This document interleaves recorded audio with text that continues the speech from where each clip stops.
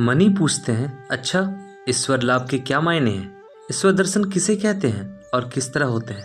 इस पर ठाकुर जवाब देते हैं, वैष्णव कहते हैं कि ईश्वर मार्ग के पथिक 4 प्रकार के होते हैं, प्रवर्तक, साधक, सिद्ध और सिद्धों में सिद्ध। जो पहले से ही पहल मार्ग पर आया है वह प्रवर्तक है। जो पूजा, भजन, जप तप, ध्यान, नाम, गुण कीर्तन आदि करता है वह साधक है। जिसे ईश्वर के अस्तित्व का अनुभव मात्र हुआ है वह सिद्ध है। उसकी वेदांत में एक उपमा है, वह यह कि अंधेरे घर में बाबूजी सो रहे हैं। कोई टटोल कर उन्हें खोज रहा है। कोच पर हाथ जाता है तो वह मन ही मन कह उठता है, यह नहीं।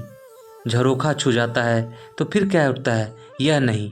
दरवाजे में हाथ लगता है तो फिर कहता है, यह नहीं। अर्थात नेति नेति। अंत में जब बाबूजी की देह पर हाथ लगा तो कहा, यही बाबूजी हैं। अर्थात अस्तित्व का बोध हुआ। बाबूजी को प्राप्त तो किया किंतु भली भांति जान पहचान ना हुई।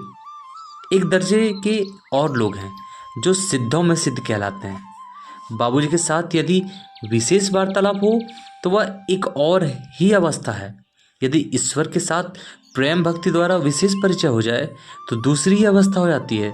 जो सिद्ध है उसने ईश्वर को पाया तो है, किंतु जो सिद्धों में सिद्ध है उसका ईश्वर के साथ विशेष परिचय हो गया है। परंतु उनको प्राप्त करने की इच्छा हो तो एक ना एक भाव का तो सहारा लेना ही पड़ेगा। जैसे शांत भाव हो, दास्य हो, सखा हो, वात्सल्य हो या मधुर भाव हो। शांत भाव ऋषियों का था, उनमें भोग की कोई वासना न थी, ईश्वर निष्ठा थी। जैसे पति पर स्त्री की होती है, वह यह समझती है कि मेरी पति कंदर्प हैं। दास्य भाव जैसे हनुमान का राम काज करते हुए समय सिंह तुल्य। स्त्रियों का भी दास भाव होता है, पति का हृदय खोलकर सेवा करती है। माता में भी यह भाव कुछ कुछ रहता है, यशोदा में भी था। सख्य भाव का बात किया जाए तो ये मित्र भाव है, आओ पास बैठो। सुदामा आदि श्री कृष्ण को कभी जूठे फल खिलाते थे, कभी कंधे पर चढ़ते थे। और वात्सल भाव जैसे यशोदा का। स्त्रियों में कुछ कुछ होता है, स्वामी को खिलाते समय मानो जो जी काट कर रख देती है। लड़का जब भरपेट भोजन कर लेता है तभी माँ को संतोष होता है। यशोदा कृष्ण को खिलाने के लिए मक्खन हाथ में लिए घूमती फिरती थी। मधुर भाव जैसे श्री राधिका का।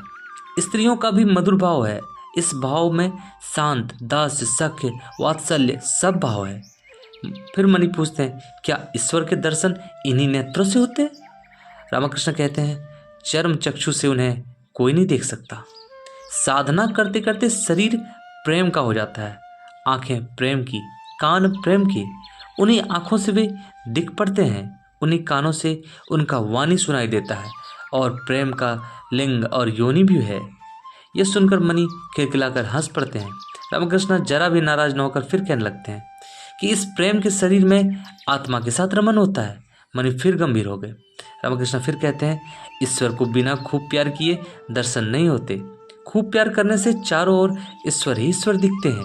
जिसे पीलिया हो जाता है उसे चारों ओर पीला दिखाई पड़ता है, उसी प्रकार तब मैं वही हूँ यह बोध भी हो जाता है। मतवाले का नशा जब खूब चढ़ जाता है तो वह कहता है, मैं ही काली हूँ। गोपियाँ प्रेम में उन्मत्त होकर कहने लगती है, मैं ही कृष्ण हूँ। दिन रात उन्हीं का चिंतन करने से चारों ओर वे ही दिख पड़ते हैं। जैसे थोड़ी देर दीप शिखा की ओर ताकते रहो तो फिर चारों सब कुछ शिखा में ही दिखाई देता है।